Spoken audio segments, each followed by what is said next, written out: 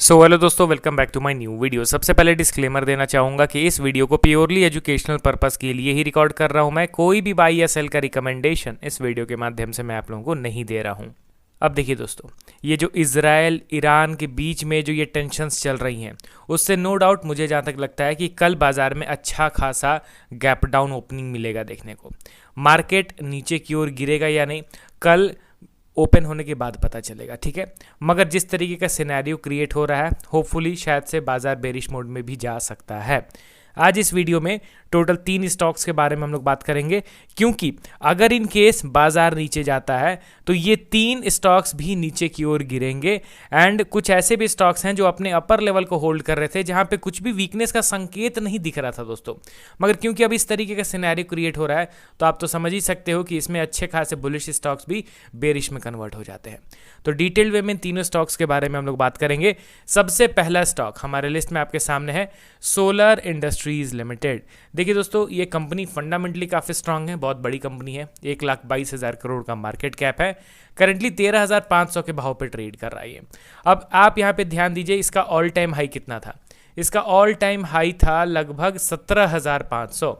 17,500 से ये गिरता गिरता 12,000 के भाव पे आया। उसके बाद अभी लोअर लेवल से थोड़ा सा ये रिकवर किया है, ठीक है। फंडामेंटल्स में एज सच कोई बड़ा रेड फ्लैग आपको नहीं मिलेगा देखने को। शेयर होल्डिंग पैटर्न भी इनका काफ़ी ज़बरदस्त बरकरार है। अब टेक्निकल वाइज आप इस स्टॉक को थोड़ा सा क्लोजली ट्रैक करने की कोशिश कीजिए। यहाँ पे आपको दिखेगा कि ये स्टॉक अपने ऑल टाइम हाई से नीचे गिरा। नीचे गिरने के बाद जो इसका ब्रेकआउट का लेवल था, देख रहे हो ना, ये ब्रेकआउट का लेवल था। इसी पे अच्छा खासा स्टॉक ने कंसोलिडेट किया था अप्रॉक्स 5 to 6 मंथ्स। एंड उस कंसोलिडेशन के बाद फाइनली स्टॉक ने इसका ब्रेकआउट दिया। ब्रेकआउट के बाद जितना मोमेंटम होना था उतना ये ऊपर गया। फिर ओवर स्ट्रेच होने के चलते एंड प्रीमियम वैल्यूएशन के चलते स्टॉक में क्या होता है, करेक्शन स्टार्ट होता है। फिर ऑल टाइम हाई से स्टॉक धीरे धीरे करके नीचे की ओर गिरना स्टार्ट करता है। एंड वही जो ब्रेकआउट वाला लेवल था, अब देखिए दोस्तों, ऑल टाइम हाई से लगातार गिरते गिरते फ्लो में अपने मेजर सपोर्ट का कोई स्टॉक ब्रेकआउट कर दे, ये ऐसा नहीं होता है। अब यहाँ पे आप क्या देख रहे हो कि स्टॉक ने एग्जैक्टली उसी पर्टिकुलर लेवल पे धीरे धीरे करके स्ट्रेंथ दिखाना स्टार्ट कर दिया। मगर आपको ये डिफरेंस जानना ज़रूरी है कि किस स्टॉक में पुल बैक हो रहा है एंड किस स्टॉक में जेन्युइनली बुलिश बिहेवियर बन रहा है। समझ रहे हो ना। कोई भी गिरते हुए स्टॉक अगर हल्का सा रिकवर करता है, इट मीन्स ये ज़रूरी नहीं कि वो बुलिश हो गया हो। नॉर्मल बाइंग स्विंग भी क्रिएट कर सकता है। अब यहाँ पे ये स्टॉक यहाँ से नीचे गिरा एंड यहाँ से थोड़ा सा रिकवर किया। क्या इसको प्रॉपरली बुलिश कहा जा सकता है? बिल्कुल भी नहीं। बुलिश मैं इसको तभी कंसीडर करूंगा जब ये स्टॉक 14,400 के लेवल को ब्रेकआउट करेगा, तब। आप समझ रहे हो ना, ये है रीसेंट रेजिस्टेंस लेवल। यहाँ से बाइंग हुआ है एंड ये पॉइंट आपको भी पता है कि गिरते हुए स्टॉक में फर्स्ट बाइंग को हम लोग हमेशा इग्नोर करते हैं। फर्स्ट बाइंग में कभी भी उतने ज़्यादा बायर्स एक्यूमुलेट नहीं होते हैं। हाँ, जब दूसरी बार बाइंग होगा तब नो डाउट अच्छा खासा बायर्स वहाँ पे ऐड हो जाते हैं। तो यहाँ पे फर्स्ट बाइंग हुआ है, हमने इसको टोटली इग्नोर करा।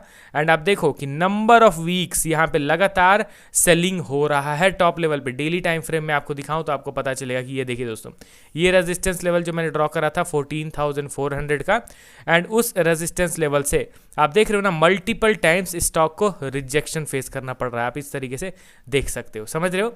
अब अगर इन केस कल बाजार सेलिंग प्रेशर में कन्वर्ट हो जाता है एंड ये स्टॉक क्या होता है कि एक अच्छा खासा रेड कैंडलस्टिक बना देता है, इट मीन्स क्या हुआ कि यहाँ पे बायर्स नो डाउट धीरे धीरे करके एक्यूमुलेट तो हो रहे थे, बट एट द एंड यहाँ पे स्टॉक में सपोर्ट टूटने के चांसेस फिर इंक्रीज हो जाएंगे। एंड ये है स्टॉक का इंपॉर्टेंट सपोर्ट। एंड इस सपोर्ट को भी आप ड्रॉ करके बैठिए 12,000 के आसपास, ठीक है। 12,000 का ये लेवल है, इस सपोर्ट को आप ड्रॉ करके बैठिए, ठीक है। अब अगर इन केस बड़ा सेलिंग प्रेशर आता है तो ये टूटेगा, एंड टूटेगा तो फिर अगला मेजर सपोर्ट लेवल डायरेक्टली 10,000 का दिखेगा, ठीक है। तो यहाँ पे पेशेंस का फल मिलेगा उन लोगों को जो लोग नॉर्मल बाइंग स्पाइक में इन्फ्लुएंस नहीं होते हैं, एक्साइटेड नहीं होते हैं। समझ रहे हो ना। तो यहाँ पे सोलर इंडस्ट्रीज के रिगार्डिंग मैंने एनालिसिस किया। अब हम लोग बढ़ते हैं अगले स्टॉक की और हमारे लिस्ट में आपके सामने है BSE लिमिटेड। अब यहाँ पे आप ध्यान दीजिए दोस्तों कि ये ऑलरेडी ब्रेकआउट फेल कर चुका है। समझ रहे हो ना। यहाँ पे ऑलरेडी अच्छा खासा सेलिंग प्रेशर स्टार्ट हो चुका है from past 3 to 4 days. BSE अपने इस रेजिस्टेंस का ब्रेकआउट करने वाला था, ब्रेकआउट कर नहीं पाया। उसके बाद टॉप लेवल पे एक अच्छा खासा शूटिंग स्टार कैंडलस्टिक का फॉर्मेशन हो गया, जो दर्शाता है कि पीक लेवल से एग्रेसिव प्रॉफिट बुकिंग स्टार्ट हो रहा है। एंड देखिए सोलर इंडस्ट्रीज के नीचे मेजर सपोर्ट लेवल था, ठीक उसी तरीके से बीएसई भी अपने जस्ट सपोर्ट लेवल के पास ही ट्रेड कर रहा है। कर एग्जैक्ट लेवल आपको मैं बताऊं तो 2600 ये ही है इसका रीसेंट सपोर्ट लेवल, 2600 के आसपास, या फिर आप कह लो तो 25,550 के आसपास, ठीक है, सॉरी 2600, यानी कि उसके नीचे सपोर्ट है 2550, ठीक है। ये है इसका जस्ट नीचे का सपोर्ट लेवल, मतलब कि 50 रुपए के डिफरेंस में यहाँ पे दो इंपॉर्टेंट सपोर्ट लेवल्स दिख रहे हैं एंड ज़्यादा दूर नहीं है, अभी 2700 के भाव पे ट्रेड कर रहा है। अगर यहाँ पे एक रेड कैंडल बनता है, सपोर्ट का ब्रेकडाउन कंसीडर होगा, उसके बाद डायरेक्टली अगला मेजर सपोर्ट लेवल है 2100 के आसपास। तो थोड़ा सा इन स्टॉक्स में हम लोगों को कॉशियस रहने की ज़रूरत है, क्योंकि इन स्टॉक्स में पिछले कुछ दिनों से ही सेलिंग प्रेशर आ रहा था। अब एक मौका मिल जाएगा ना, तो जितने भी बचे खुचे सेलर्स रहते हैं ना वो टूट पड़ेंगे। तो ऐसे में क्या होता है ना कि सेलिंग थोड़ा सा कंटिन्यूअस मिल जाता है देखने को। एंड लास्ट स्टॉक हमारे लिस्ट में बजाज फाइनेंस लिमिटेड, जो ऑलरेडी काफ़ी स्ट्रांग बना हुआ था, एक अच्छे खासे स्ट्रेंथ के साथ अपने पीक लेवल को होल्ड कर रहा था, मगर प्रीवियस वीक यानी अभी जो वीक कंप्लीट हुआ उसमें एक डिसेंट प्रॉफिट बुकिंग मिला देखने को। एंड डेली टाइम फ्रेम में, वीकली टाइम फ्रेम में देखोगे तो यहाँ पे एक बेरिश कैंडलस्टिक फॉर्म हुआ, वो भी कहाँ पे, अपने प्रीवियस हायर वैल्यू के नीचे। मतलब कि ये है इसका फर्स्ट हाई, नीचे गिरा, फिर जब बाइंग स्टार्ट हुआ तो ये हाई क्रिएट करने के बजाय उसमें पहले ही सेलिंग आ गया। तो ये एक लिटिल बिट वीकनेस दिखता है, ठीक है ना, थोड़ा बहुत यहाँ पे प्रॉफिट बुकिंग का सिनेरियो चल रहा है।